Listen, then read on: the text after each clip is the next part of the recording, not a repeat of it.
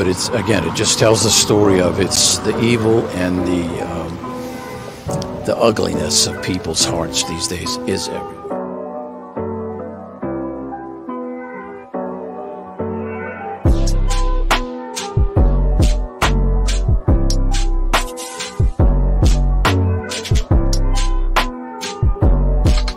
This is Frankie Rose's Think Tank. Here's your host, Frankie Rose. Hey, welcome to the Think Tank.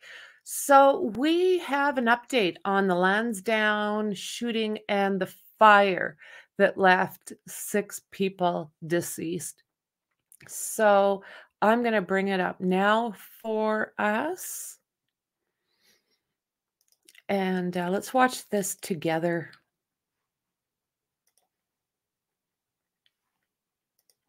All right, let's do this.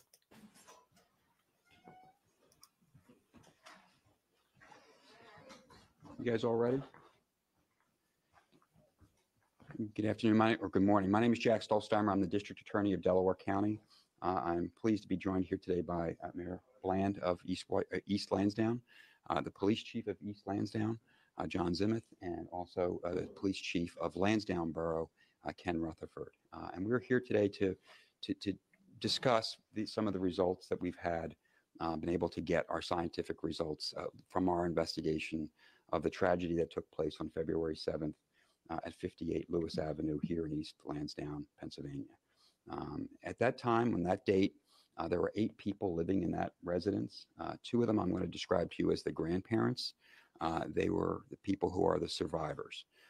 There are also 6 individuals who lived besides the grandparents in the house that day, all of whom are now deceased. The oldest individual is Con Lee. He is the son of the grandparents. His brother, who I'm told goes by Sue Lee, he and his wife, Brittany McLaughlin Lee, and their 3 children, Natalia, who was 17 years old, Nikala, who was 13 years old, and Xavier, the boy, who was only 10 years old. The medical examiner has determined that each of those individuals was deceased from that property on February 7th. The medical examiner, assisted by law enforcement, the wonderful people who work for me at the County Detective Bureau, everybody who worked on that crime scene, was able to recover those 6 bodies. The medical examiner, who is fantastic, Dr. Chu, and his staff, Jeff Lang, I can't thank them enough for the work that they all did. They were able to identify the 3 children using dental records. And then with an assist from our friends in Montgomery County, the Montgomery County District Attorney Kevin Steele and his staff provided us with a Bodie instant DNA system that we were able to then identify the 3 adults who died that day as well. 5 of the 6 individuals I just mentioned died because of gunfire. The only one who was not killed by gunfire was the young boy, Xavier. He died of smoke inhalation. The other 5 all died because of injuries suffered by gunfire. What we're able to determine based upon the interviews we've conducted with the family, their surviving grandparents, and just our knowledge of how the situation seemed to have gone down that day. Con Lee got into an argument with the middle child, the niece, Kala. That argument turned deadly when he went into his bedroom on the 2nd floor and pulled out a Diamondback DB-15 semi-automatic pistol, which is a pistol, but it's actually a long gun rifle. So the pistol grip, but it's got a long rifle barrel. He used that then to shoot the other members of his family. Again, Xavier is the only one who did not get shot. He died of smoke inhalation. The grandparents are the ones who called police. The grandfather is the person who made the first call to police. And as that call was being made, gunfire was taking place inside the home. He made the call from outside the home to our best of our ability to understand this. Police response, as you all know, was heroic that day. Officer Shaza and me were both wounded as they came to the scene to try to rescue. The call was for an 11-year-old girl who they believed was shot inside the home. So they were coming to rescue an 11-year-old girl. They were backed up by Upper Darby Police as well. I can tell you, I know the chiefs are here and they can speak for themselves, but they've discussed in having everybody get together in law enforcement in a little bit of time from now to talk about the police response and lessons that we could learn from that.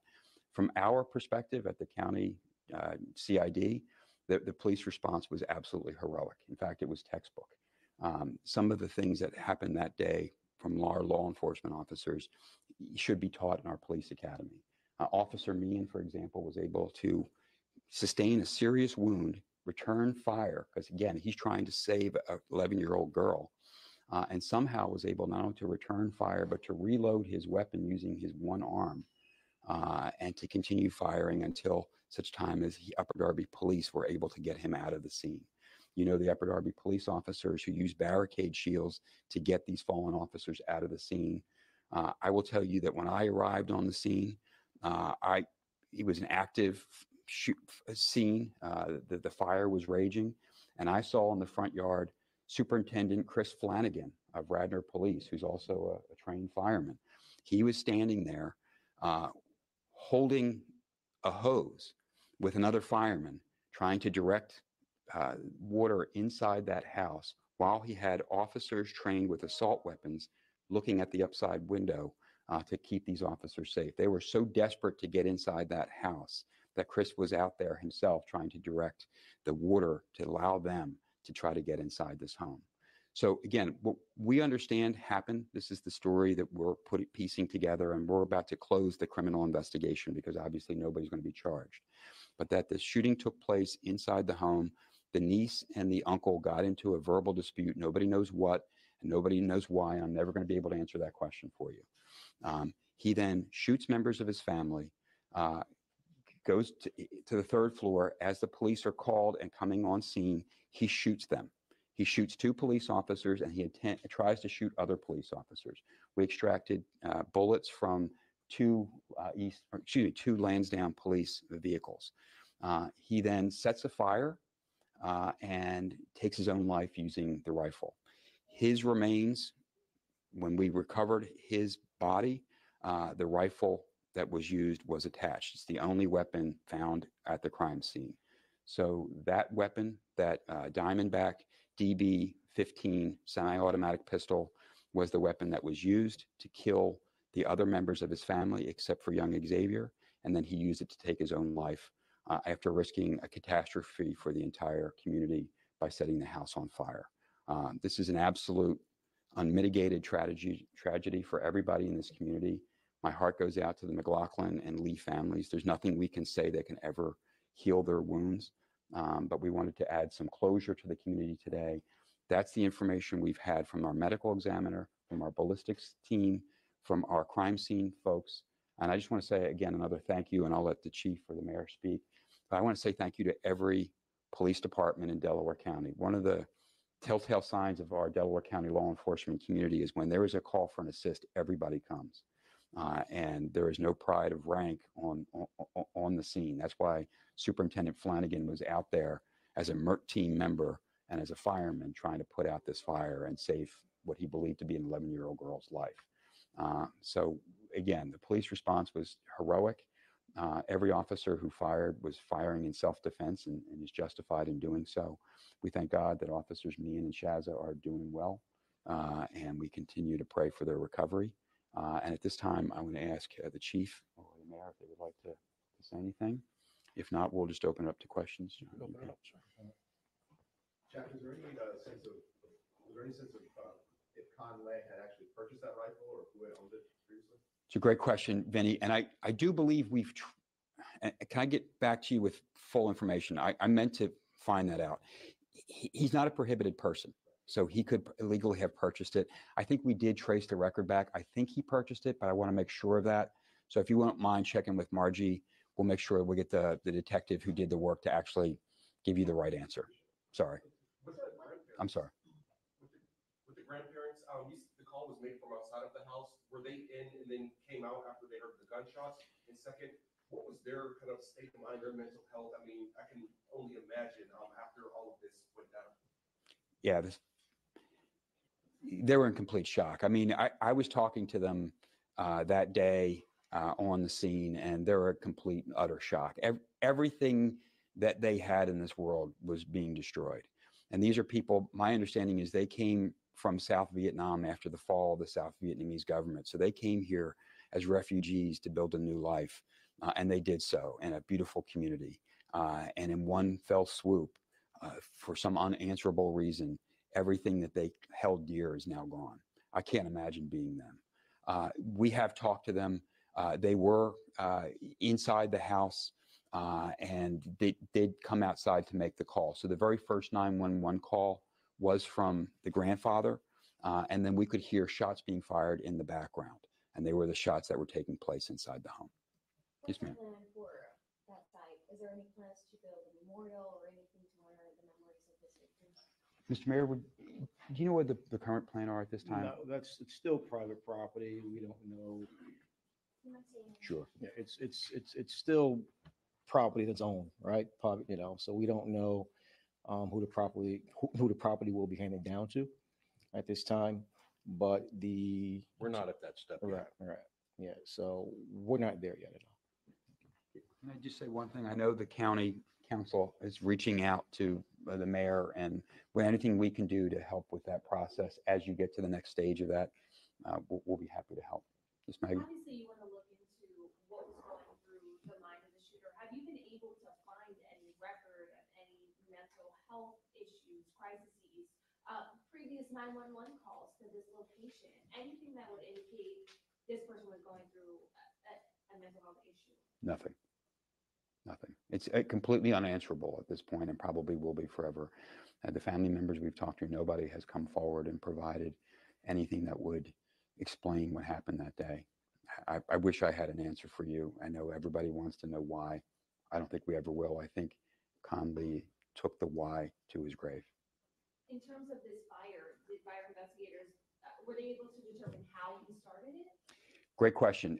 No, whatever accelerant was used, the fire was so intense and burned so quickly, we weren't able to determine that. And as you know, what we were trying to do that day was to get inside. So we weren't trying to put out the fire to determine how somebody committed arson. At some point, we used a vehicle, an armored vehicle, to pull down the front facade of the house. That was just simply to see if anybody who was still alive could run out. That's how desperate we were to try to save anybody who could have been inside. Unfortunately, they were probably already deceased. I would imagine that once the first gunshots rang out, that would have prompted a response by everyone in the family. Is there any indication that the parents tried to stop the shooter, or that there was a struggle? We'll never know, Madeline. Whatever happened at that point, there are no witnesses alive to tell us, and we can't learn anything from the evidence that we have. These bodies were charred and destroyed by the fire. So we don't know what transpired, except that, unfortunately, Conley did take the lives of his family members and then took his own life. A boat hold now with 69 News up in Allentown. The location of the bodies where they were found. Can you guys tell us that? A little bit. The house has collapsed, right? So what we know is that Khan's remains were found closer to the front of the house. Theirs were found closer to the back of the house. But as I've been told by the investigators, the collapse of the floors, what fire does to a body, a human body, all of that changed whatever evidentiary value there would have been to any of that. We don't know how these and I don't want to pry. It's morbid to even think about it. I think all thing we should know is that these poor victims, at least they died together. Do we know how the grandparents are doing now? I think they're still suffering. I mean, we're continuing to be in contact with them, as we are the McLaughlin family, all wonderful people. But as we mentioned earlier, I don't know how they get up every day. Just to follow up on the other question about the suspect, do we know anything about his life in terms of, what he did to work? Did he have anything we know about him? And also, again, just to reiterate, did the grandparents say there was anything troubling him or his relationship? No, nothing, and no, they didn't. Can you tell us more about the Bodie instant DNA, and what is that? It's a system, so there's different kinds of DNA testing. Bodie is the name of a company that has a more instant DNA test that we can do. My colleagues in Bucks County and Montgomery County have for some years now purchased their own Bodie system and are taking DNA swabs of people who are coming into their local county jails. So we're able to use DNA much more quickly when we do that. And we've been talking to them about Delaware County maybe accessing the same system. It was just the same kind of community spirit we have in law enforcement, that when our medical examiner said, boy, if we could use the DNA, it would be a lot quicker. Our guys reached out to the detectives in Montgomery County DA's office, and they, without a moment's consideration, said the Bodie system can give you a much quicker result, and it did. Kind of a technical question, but is the family name Lee or Lay? I've been told Lee. There was, and Matt is still working a lot of pain in the community following this incident. What kind of resources are available to people, and what kind of further message would you provide them to ones that are available? Mr. Mayor, do you want? We are on March 9th. The Borough of East Lansdowne has partnered with the Red Cross and the school district to host what we're calling a community healing event. March 9th at East Lansdowne Elementary School from 11 a.m. to 2 p.m. There, we're going to have all types of resources, behavioral health, crisis, just everything. We are still hurting, and this healing process will take a very, very long time. For those of you who aren't from Delaware County, the joke is we all know each other, because it's a series of small communities that are all connected. And so not just East Lansdowne is hurting, and not just Lansdowne is hurting, but everybody in Delaware County has been hurting. I can't tell you how many people have come up to me over the last couple of weeks after these two officers were shot and this family was destroyed. And then we had a Chester police officer shot just days later. So our entire Delaware County community, the law enforcement community, and the community that supports them, we've all been hurting. But we get up every day and we go on and we do what we need to do. For the two officers that were injured, I know they were treated and released. How are they doing? Are they expected back on the force? John? I'll take mine. You want to speak on behalf of? Okay. On behalf of my officer, John Meehan, he's at home recovering. He's got a long road to recovery. It's too early to tell what's going to happen. He's got some medical procedures he has to handle, and that's where we're at with him. But he's overall doing okay. He's at home. Lansdowne officer David Shazza, he's doing very well. His wounds are healing. He's able to drive himself to his follow-up appointment, so that's a good sign. I don't have a date of return to work, but he's doing very well, and he's healing quickly, so physically. So that's the only good news we have today. I want to thank you all for being here. We thought it was important to get everybody out the information about what we've been able to determine. We are closing the criminal investigation. There's nobody, obviously, to charge in this matter. And so hopefully that this will be the end and allow the community to begin to continue its process to heal. So thank you all for being here. I was born in 1981. Okay. I know that because I graduated from high school in 1981. So that's our update. Unreal what this guy did. I don't understand how people are even capable of this type of stuff. I'll never understand. So may those children, may everybody rest in peace. So thank you very much for being here, and I'll see you in the next one. Bye.